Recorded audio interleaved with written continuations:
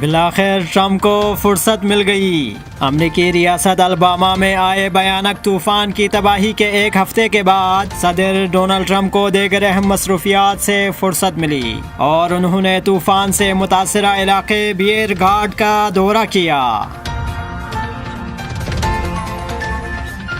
ترکی میں 5 لاکھ افراد زیر حراست۔ اناتولی کے رپورٹ کے مطابق ترک وزیر داخلہ سلیمان سویلی کا کہنا ہے کہ ترکی میں 2016 میں ناکام فوجی بغاوت کے بعد سے اب تک 5 لاکھ افراد کو گرفتار کیا گیا تھا۔ ترک وزیر داخلہ نے کہا کہ 30,000 افراد اس وقت ترکی کے مختلف جیلوں میں قید ہیں۔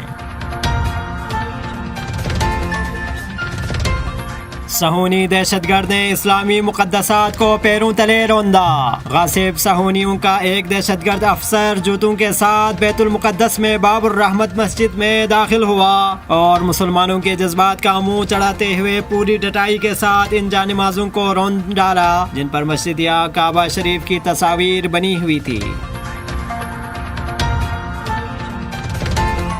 ریلوے لائن کی تعمیر نو سے متعلق ایران کے تعاون کا خیر مقدم۔ وزیر ریلوے شیخ رشید احمد نے کہا پاکستان ایران کے ساتھ تمام شعبوں خاص طور پر بنیادی شعبوں میں تعاون کے فروغ کا خواہاں ہے۔ شیخ رشید احمد گزشتہ ہفتے بدھ کے روز قزوین رشت ریلوے لائن کی افتتاحی تقریب میں شرکت کے لیے تہران پہنچے تھے اور انہوں نے اپنے دورہ ایران کا مقصد ایران کے ساتھ تعاون کا فروغ قرار دیا تھا۔